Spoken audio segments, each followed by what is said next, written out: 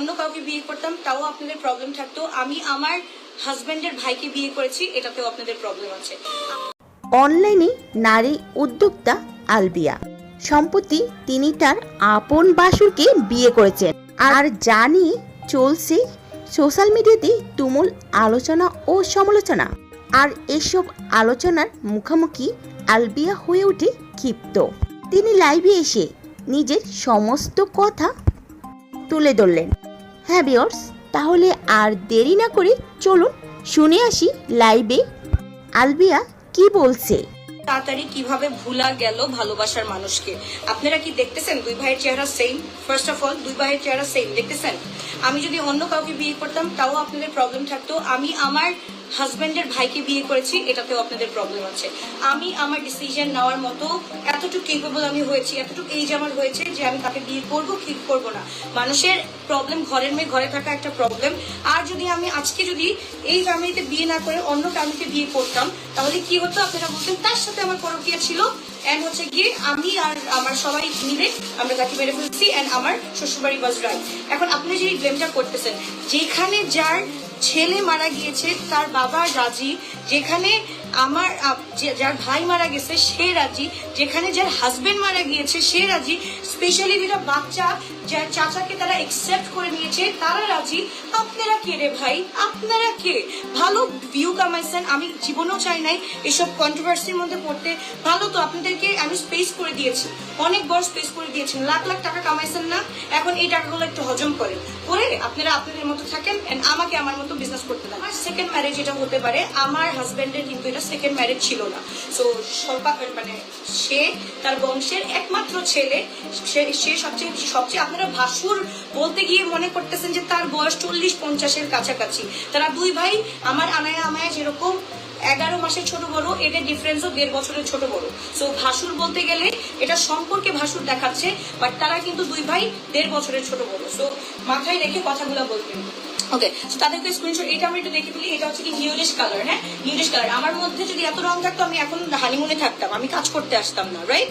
So যারা বিবেকবান মানুষ আছেন তারা অবশ্যই বুঝতেছে আমার সিচুয়েশনটা, আর যাদের একদম বিবেক আল্লাহ উঠাই নিয়ে গেছে তাদেরকে আমি বলবো আল্লাহ তাআলা তাদেরকে হেদায়েত দান করুন।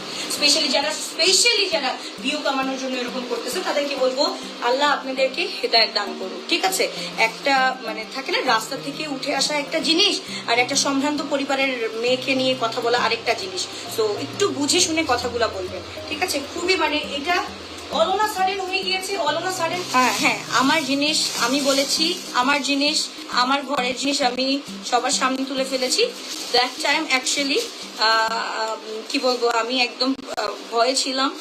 অন্য মানে আমি কিভাবে বলবো, আমি ঘরেছিলাম, দেখতে ঘরেছিলাম। তো আমার স্টেটমেন্টটা তো কোথাও ভুল নেই, আমার স্টেটমেন্ট কোথাও ভুল নেই, সবকিছু মেনে নিয়ে সংসার করছি। তো আপনাদের সমস্যা কোথায়?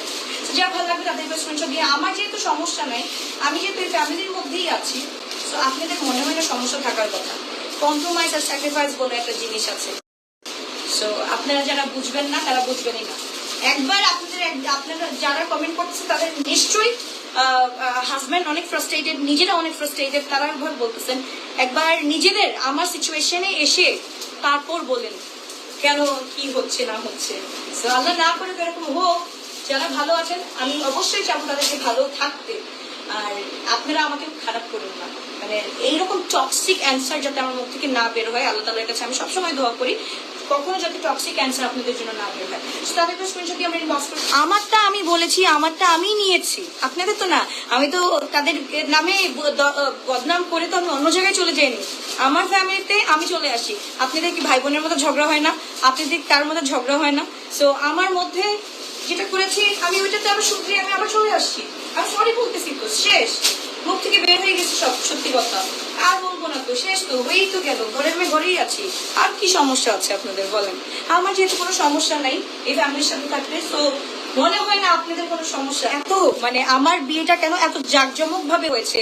আপনাদের যদি এইটা খুব প্রবলেম হয়ে থাকে তাহলে না আপনি এক কাজ করেন, আমার ইনলজ এর সাথে কথা বলেন যে আপনার ছেলের বউকে কেন আবার দ্বিতীয়বারের মতো এত জাঁকজমক ভাবে বিয়ে দিয়েছেন। আমার ফার্স্ট বিয়েটাও আলহামদুলিল্লাহ এর থেকে বেটার হয়েছে।